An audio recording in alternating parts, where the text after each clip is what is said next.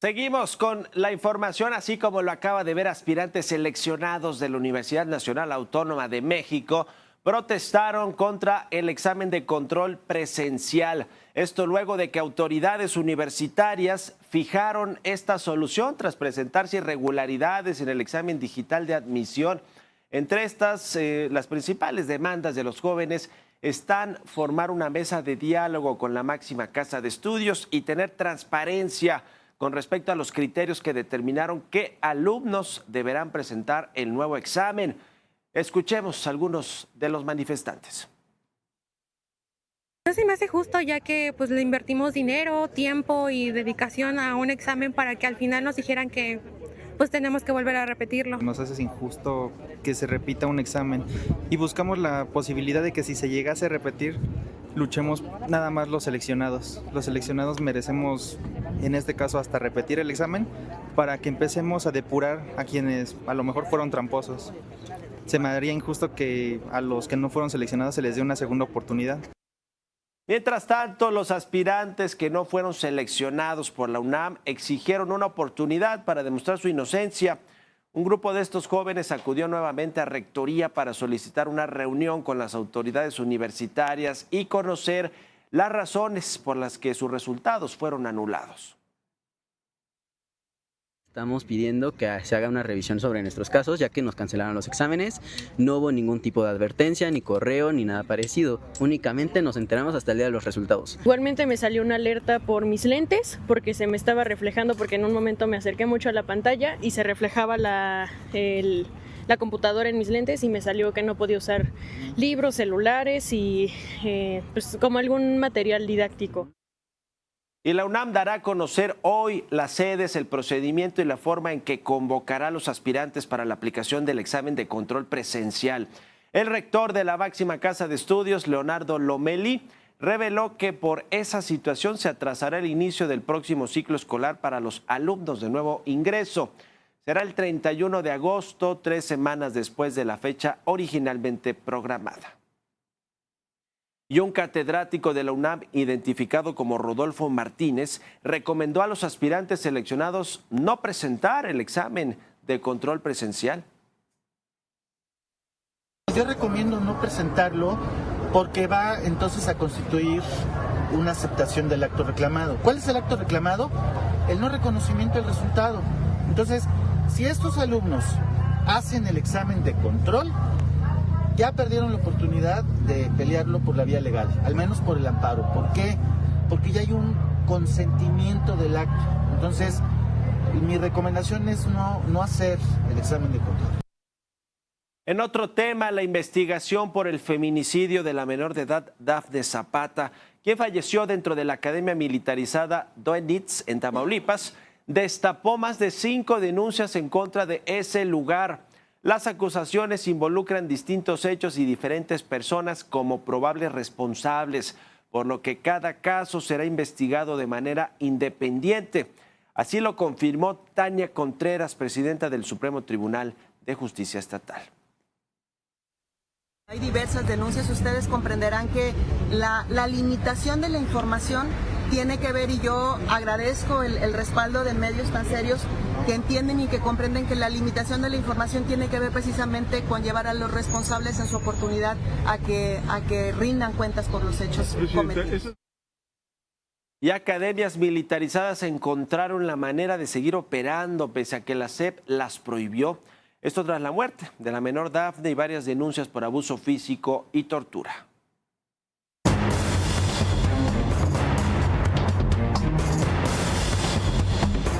Aunque la Secretaría de Educación Pública ordenó el retiro de los registros a las escuelas militarizadas privadas, al menos una decena de planteles ya modificaron su denominación y eliminaron las palabras militarizado o militar de su nombre.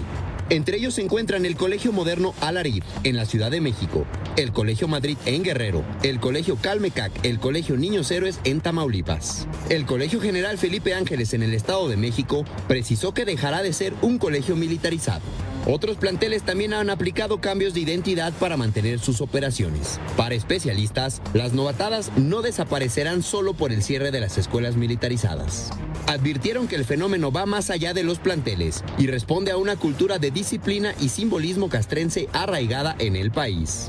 No, porque hay novatadas de todo tipo. En los equipos deportivos las hay, en las orquestas, en cualquier gremio de actividad humana siempre hay algún tipo de rito iniciático. Y en particular en México hay un hambre de símbolos castrenses.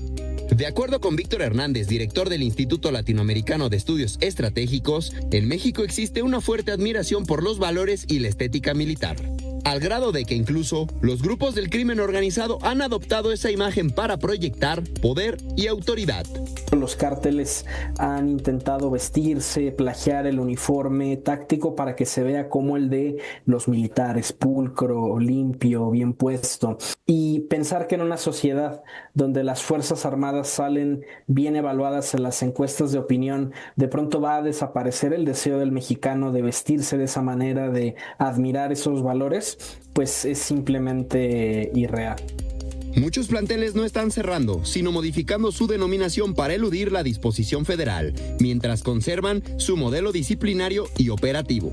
Y las escuelas están respondiendo de forma muy astuta, simplemente cambiando el nombre de la persona moral o de la marca o cambiando las fachadas de las escuelas. Y a eso se presta la declaración que hizo Mario Delgado.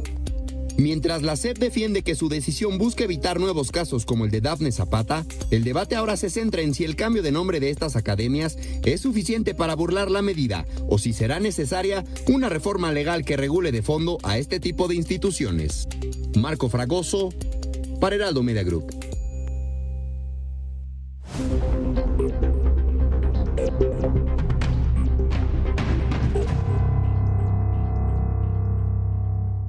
Ayer la presidenta de México, Claudia Sheinbaum, reveló que va a presentar un decreto para que haya más transparencia en las cuentas públicas, en cómo se ejercen los presupuestos, en los contratos. Básicamente, pues todo el acceso a la información que debemos de tener los ciudadanos, los periodistas, no se diga que nos dedicamos precisamente a escudriñar cómo se ejerce el gasto público, el presupuesto y en general los contratos, cómo se entregan, si hay transparencia o no.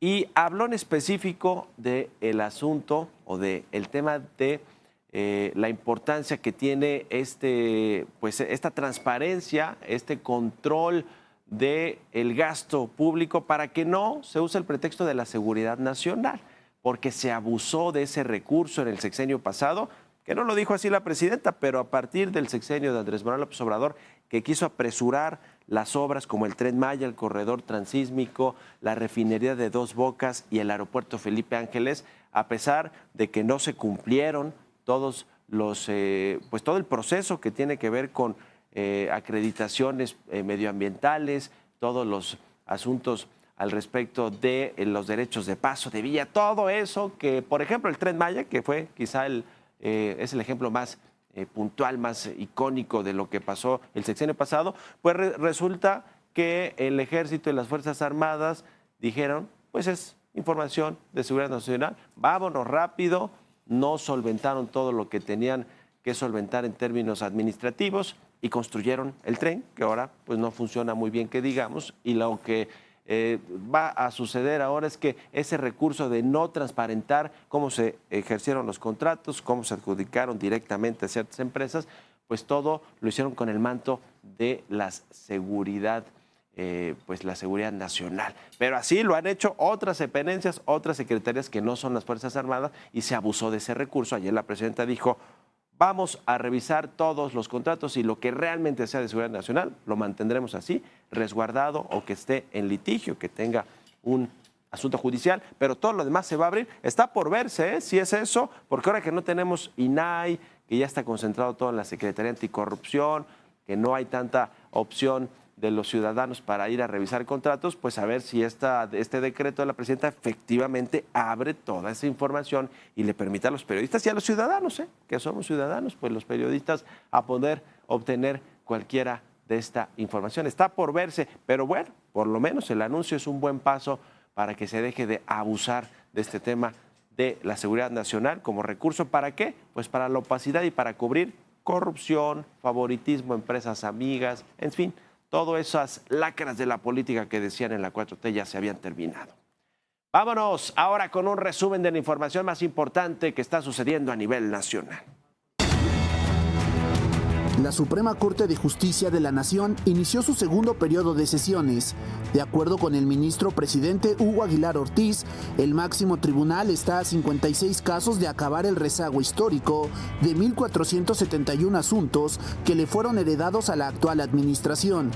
En 10 meses, el Pleno ha resuelto 2.243 casos.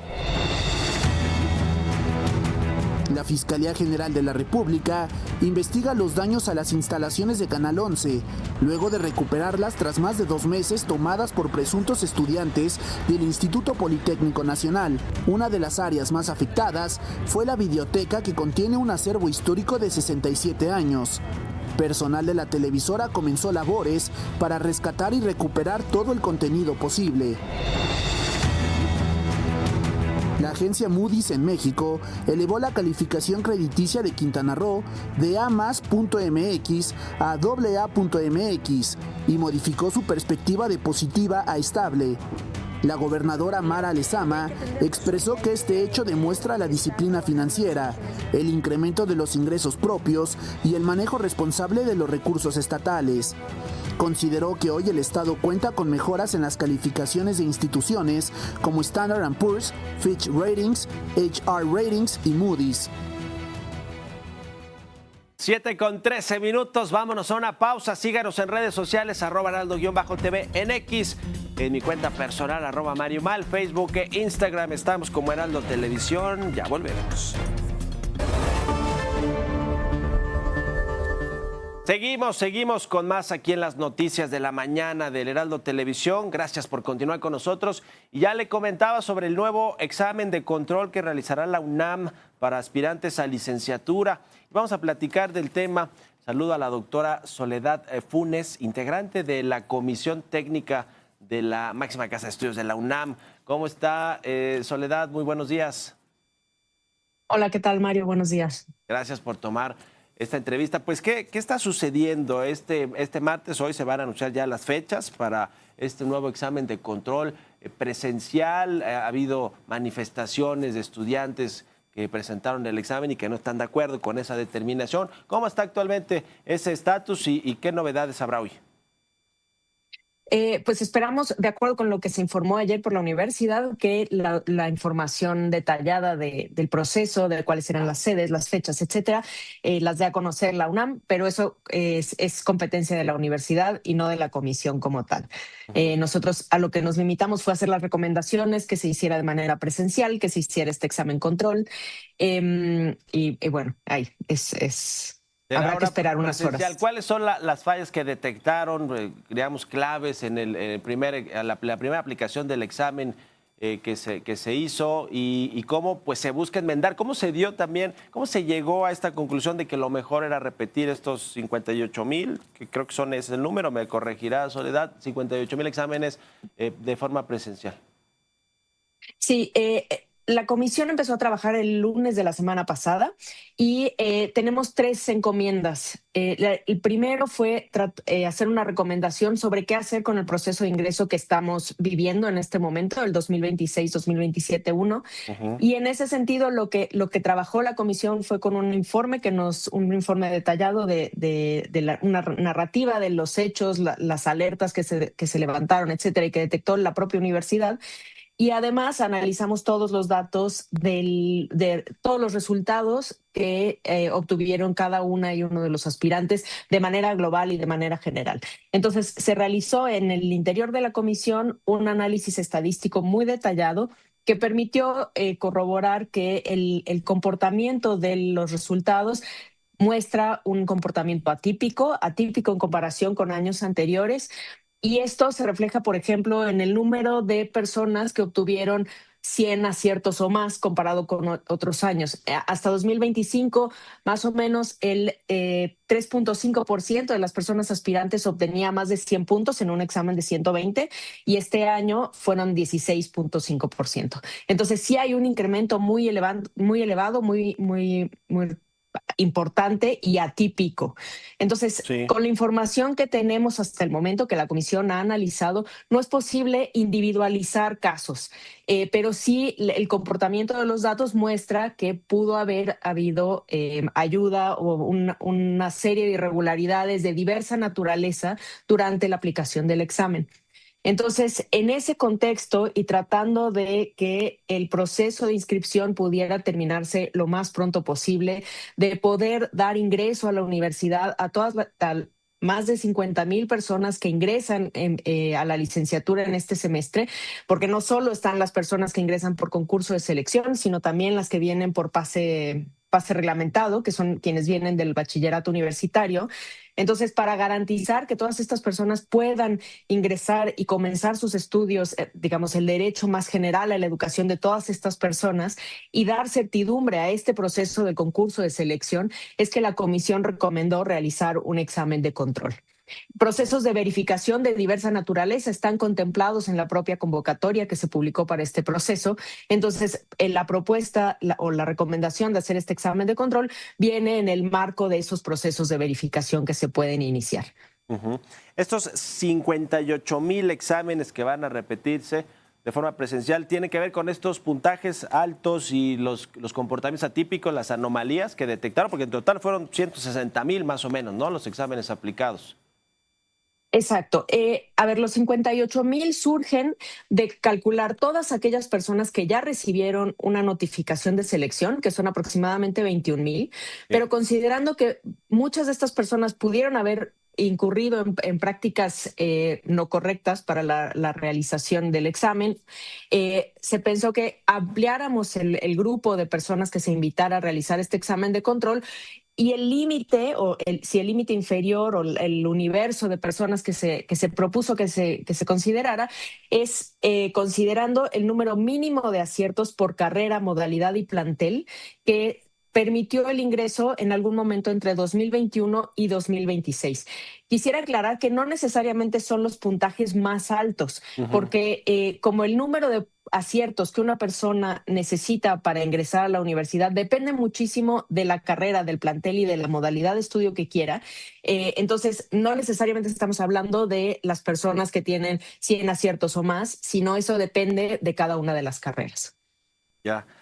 Bueno, pues fue después de este análisis de la Comisión Técnica de la UNAM, digamos, es el mejor escenario dentro de lo que ya reconoció el rector, ¿no? Que efectivamente a lo mejor fallaron los candados de la empresa que aplicó las primeras pruebas, los primeros exámenes, etcétera. Pero ahora sí que después de esas anomalías, consideran que es la mejor manera de reponer estos exámenes y de que efectivamente, pues que se queden como en admisión dentro de la UNAM, pues quienes realmente acrediten los conocimientos, ¿no? Digamos, ese es ya un poco la conclusión después de toda esta evaluación de la Comisión Técnica.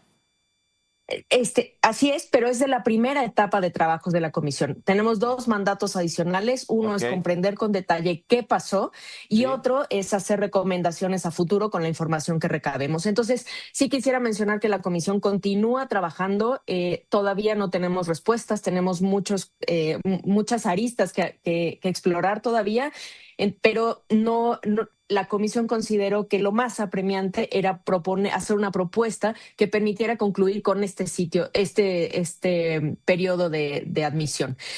Una vez hecho eso el viernes, la comisión continúa trabajando, seguimos recabando información, seguimos contemplando distintas evidencias y puntos de vista y en algún momento próximo esperamos poder dar más información. Bueno, pues vamos a estar al pendiente. Muchas gracias por estos minutos, Soledad Funes, integrante de la Comisión Técnica de la UNAM. Buenos días. Muchísimas gracias, Mario. Buenos días a ti y a toda la audiencia. Muy bien, hasta pronto. En otros temas, la oposición en la Cámara de Diputados invitó a la población a participar en la consulta sobre los lineamientos para los derechos de audiencias de las audiencias y así expresar a la autoridad los riesgos que presenta el proyecto. Vamos a platicar justamente con Kenia López Rabadán, quien es presidenta de la Cámara de Diputados. ¿Cómo estás, Kenia? Buenos días. Mario, ¿qué tal? ¿Cómo estás? Buenos días para ti. Gracias, gusto en saludarte.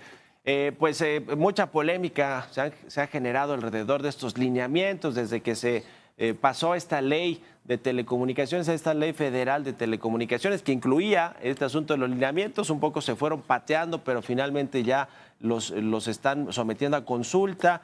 Pues hay voces críticas sobre si es regresivo en términos de libertad de medios, de prensa, de expresión.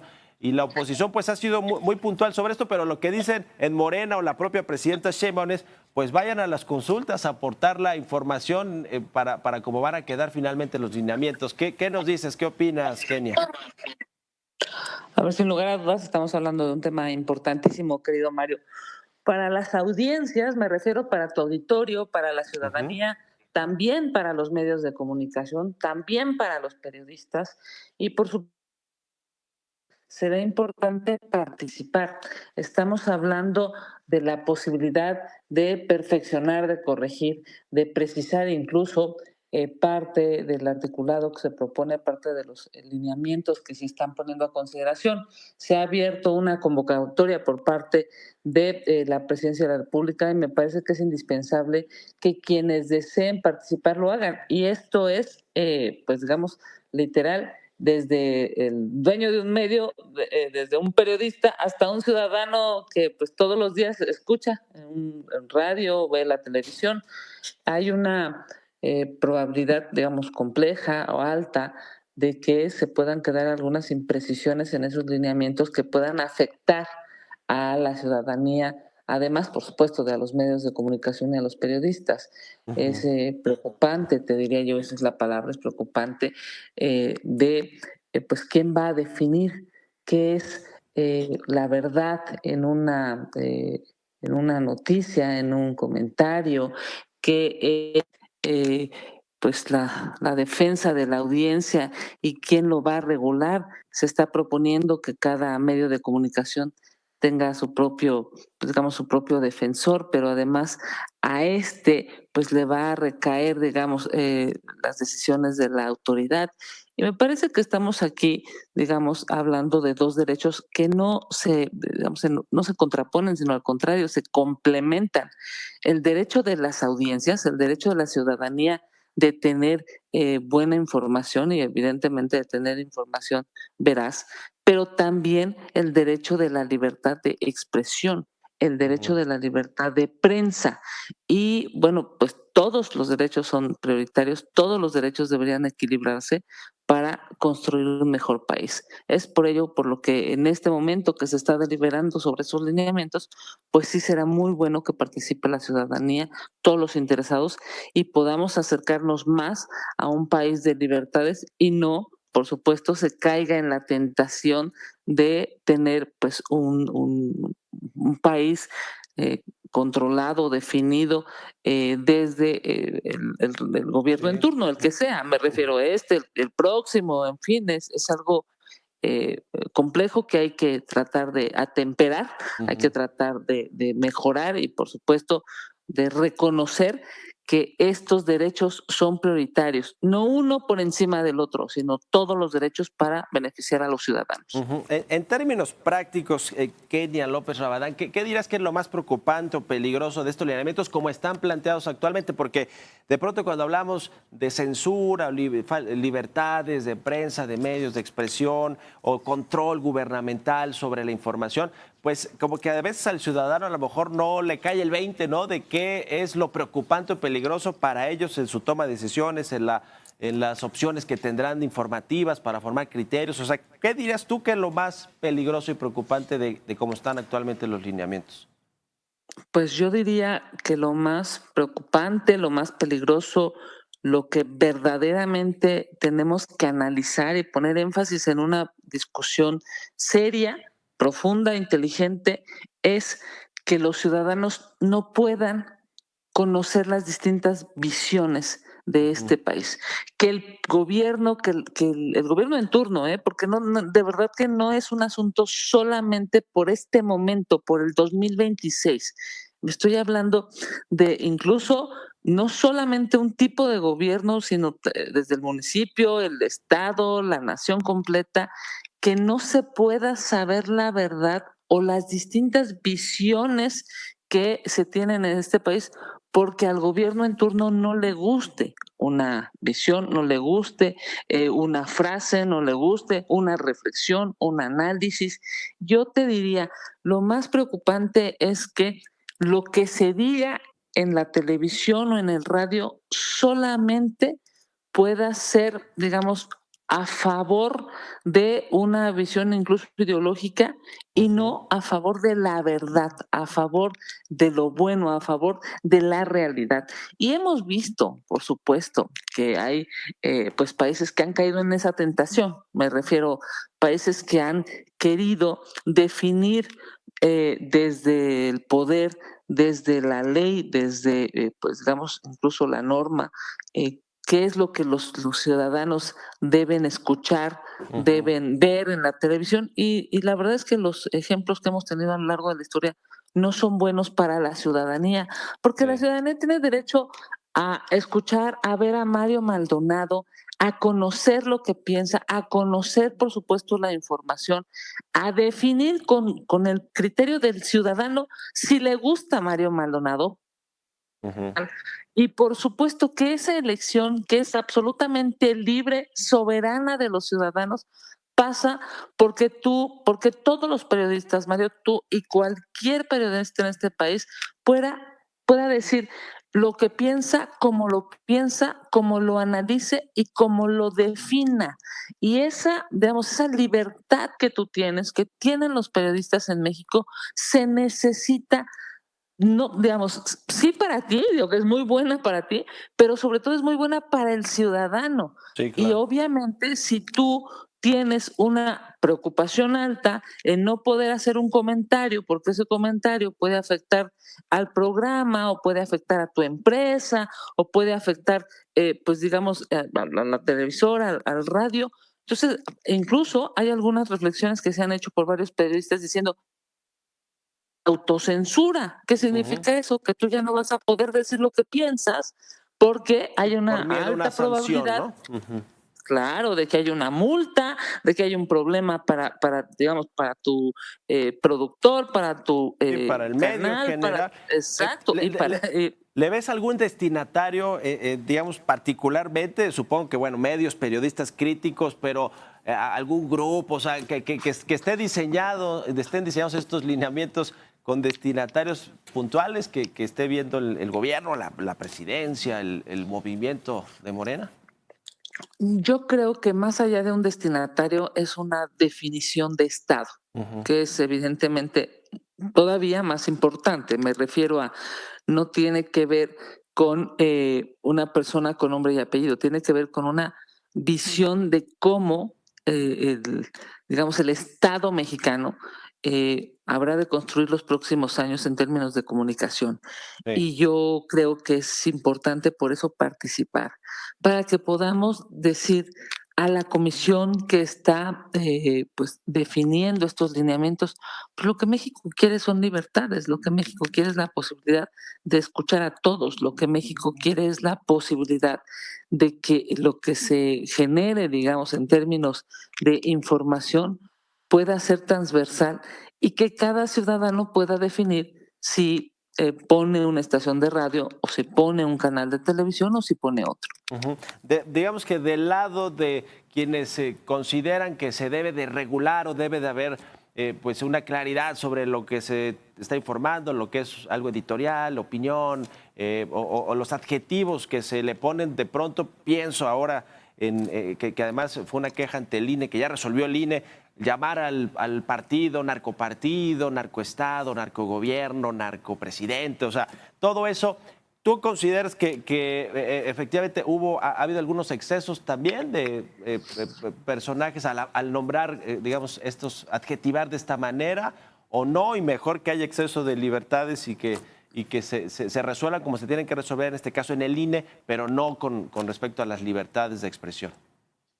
Pues mira, querido Mario, a decirle al auditorio, a mí me parece que el INE debe ser, por supuesto, un garante de nuestra democracia. Es la institución que hemos construido durante décadas para que pueda garantizar que el ciudadano vaya a votar y ese voto sea respetado.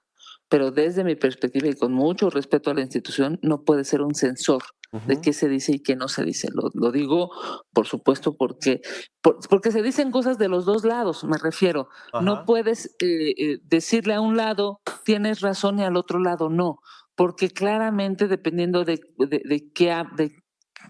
qué espectro político hables, ¿no? Ya sea de centro, de derecha, de izquierda, pues todos de una u otra manera argumentan en muchas ocasiones pues, con palabras complejas, pero si tú empiezas a callar, a detener, a silenciar a los actores políticos, a las personas que se dedican al espacio público, pues entonces va a haber un silencio que se va a volver terrible. Yo siempre creeré que es mucho mejor la libertad de poderse expresar y obviamente pues es claro que si hay un partido político que tiene alguna mención y se queja, pero solamente se le hace caso a uno y no a todos, Sí. pues también hay una preocupación clara, fundada, ¿no? De Que sea el mismo rasero, ¿no? Pues Para claro, todos. de que hay una parcialización. Y eso yo te diría, no es bueno en estricto sentido para ninguna democracia, para ningún país. Así es que, pues más allá de ser un censor, digo yo, más allá de decir tú sí, tú no, tú puedes hablar, tú puedes decir esta palabra, tú no puedes decir aquella, pues es garantizar que los ciudadanos puedan escuchar a todos. Así como fíjate, es el mismo problema en dos temas. Así como el ciudadano es suficientemente inteligente para decir, yo esta mañana quiero escuchar a Mario Maldonado, el mismo ciudadano es suficientemente inteligente, sobradamente inteligente para decir, esta palabra me gusta, esta palabra no, este partido me gusta y este partido no. Y eso se llama libertad, la libertad de decidir y de poder construir un país democrático plural que evidentemente siempre será bueno. Ya, bueno, pues estaremos dándole seguimiento puntual a este tema de las consultas. Y por último, Kenia, ya estás en tu último mes como presidenta de la mesa directiva de la Cámara de Diputados. No vendrá la sustitución a partir de septiembre. Ya hablaremos ya del balance total, pero adelántanos algo de cómo vas a cerrar este mes. Muchas gracias, querido Mario. Sí, la verdad es que muy agradecida, por supuesto, con PAN, con la Cámara de Diputados en su conjunto, con todos los grupos parlamentarios. Ha sido una gran oportunidad de demostrar que se puede trabajar en coordinación con todas las visiones y a veces, pues por supuesto que es, claro, es humano que cuando haya un debatiente a la presidencia pueda no gustarle lo que se está diciendo en el debate, pero la presidencia de un cuerpo colegiado siempre está obligada a respetar lo que se dice. Yo creo que hemos tenido un año legislativo, por supuesto, tú lo has visto, lo has reportado, la ciudadanía lo ha visto con muchos matices, con claroscuros, ojalá, y bueno, pues podamos seguir construyendo desde la Cámara de Diputados a favor de los mexicanos. Lo dije desde el primer momento y hoy lo reitero 11 meses después. Es necesario prestigiar la política, Mario, es necesario lo que vean y lo que sepan de los políticos sea positivo, porque por eso pagan impuestos, por eso es obligado, digamos, a hacer lo bueno y lo honorable. Estamos trabajando enfilados ya hacia este último día de agosto para poder, pues, digamos, trabajar desde lo plural y, por supuesto, también fijando una posición clara y pública con una visión que tengo, por supuesto, como integrante del Partido Acción Nacional, respetando también a todos mis compañeros. Bueno, pues seguiremos platicando. Gracias por estos minutos, Kenia López Rabadán. Buenos días. Querido Mario, a ti y a tu auditorio un abrazo. Que tengan el mejor de los días. Igualmente, hasta pronto, la presidenta de la mesa directiva de la Cámara de Diputados. Y vámonos ahora con Ana Leroy, nuestra experta en temas internacionales. Vamos a hablar sobre la crisis migratoria en España. ¿Cómo estás, Ana? Buenos días.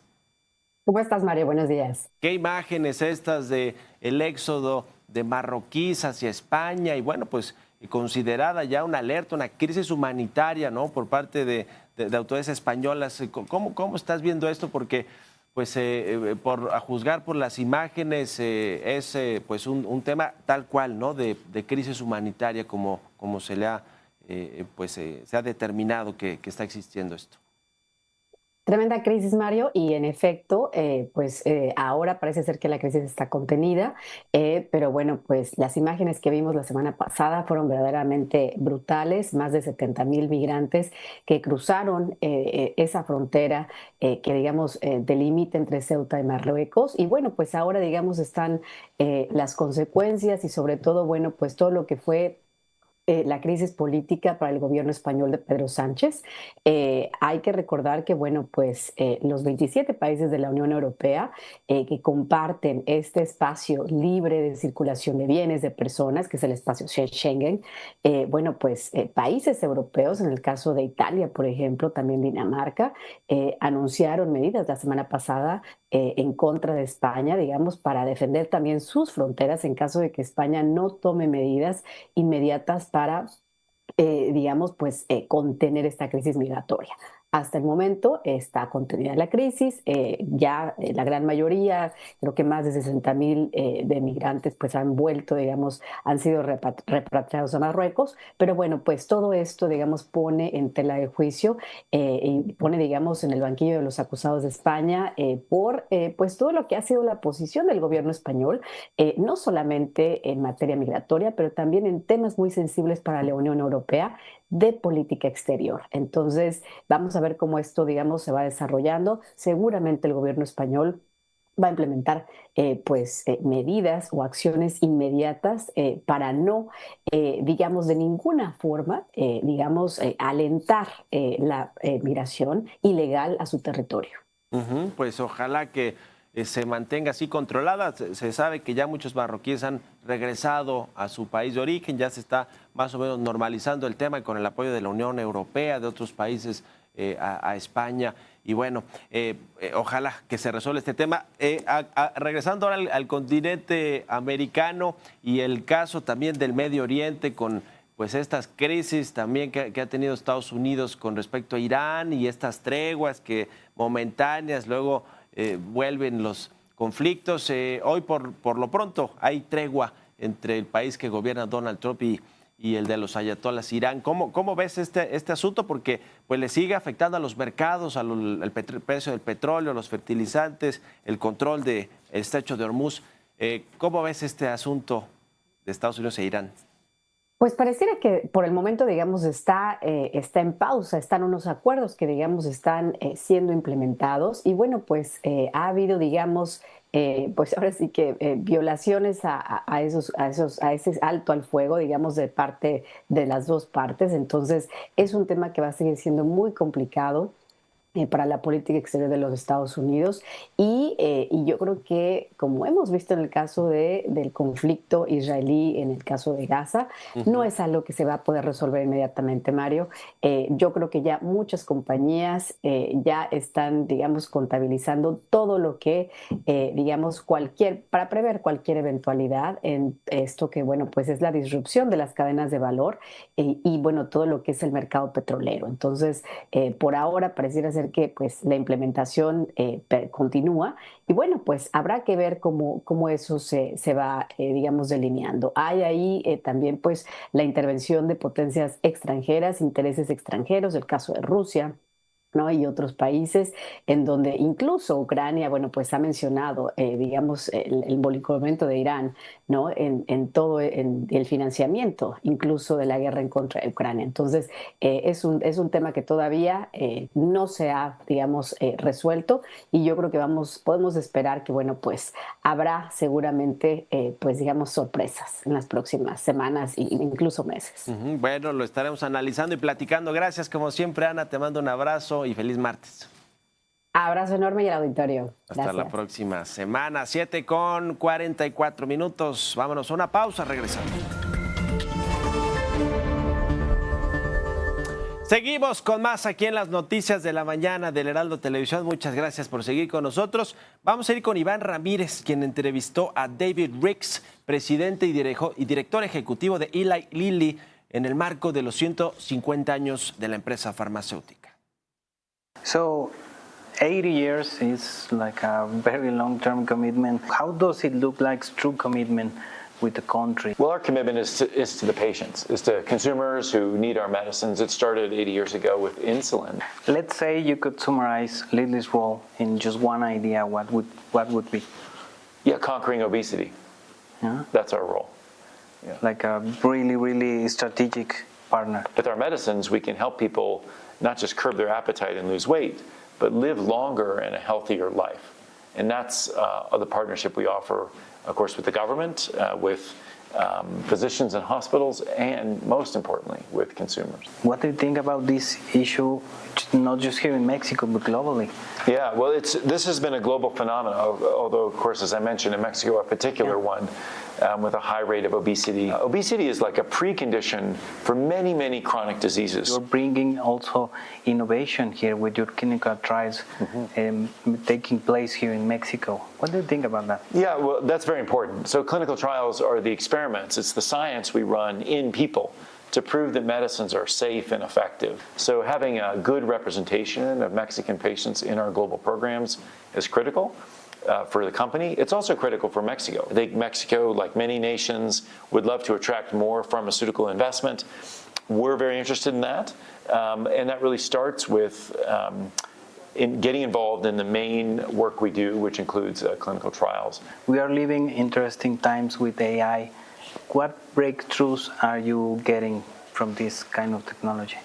Yeah, of course, AI is changing everything in the world. Definitely. I think we operate a pretty AI-enabled company already. It's helping us with daily tasks and making our workforce more productive. It's helping our scientists in the labs discover the next big breakthrough for cancer or Alzheimer's or obesity. One of the biggest problems I see here in Mexico is medicine counterfeit. Could you help to reduce this?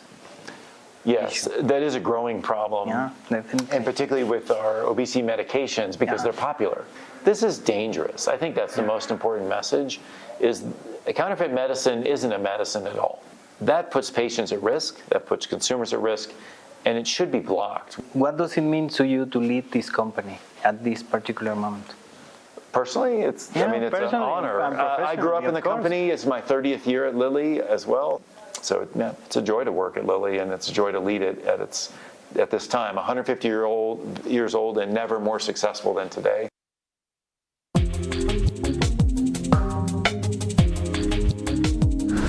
Vamos con los indicadores financieros presentados por Value.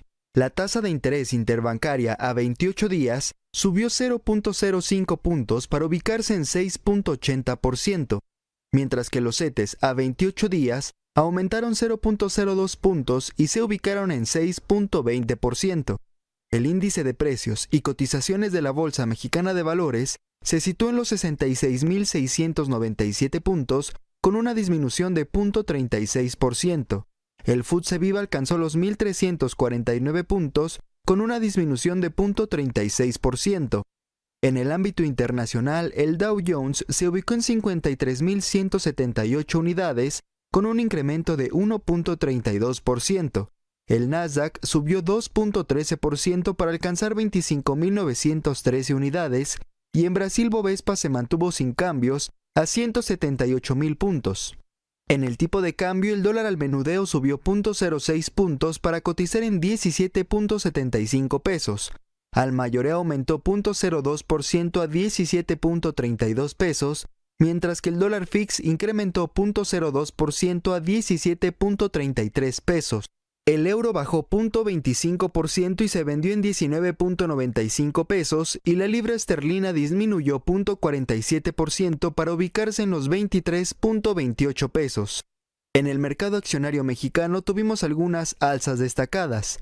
Globant subió 4.51%, Volaris avanzó 2.95% y Liverpool 2.94%.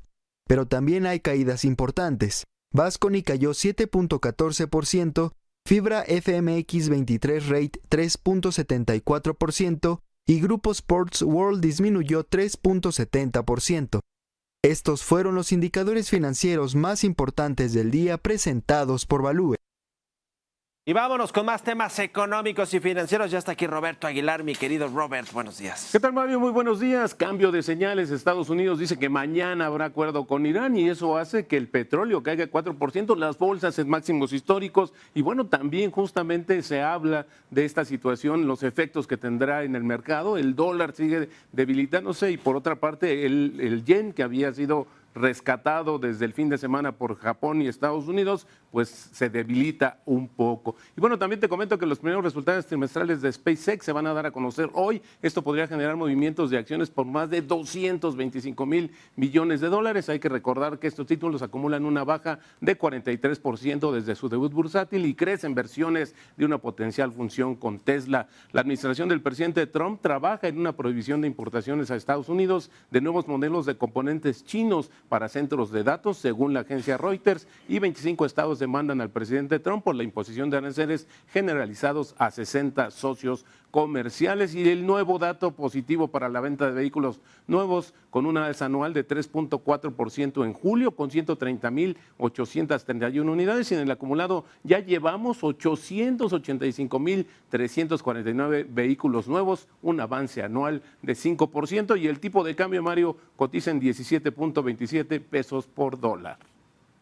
Buenísimo, Robert, muchas gracias y buenos días. Y con esto nos despedimos. Gracias por habernos acompañado este martes aquí en las Noticias de la Mañana. Yo soy Mario Maldonado. Ya saben que mañana nos escuchamos primero en la radio, tempranito a las 6 por el 98.5 de FM y luego aquí nos vemos a las 7. Muchas gracias, buenos días. Quédense en El Heraldo Televisión.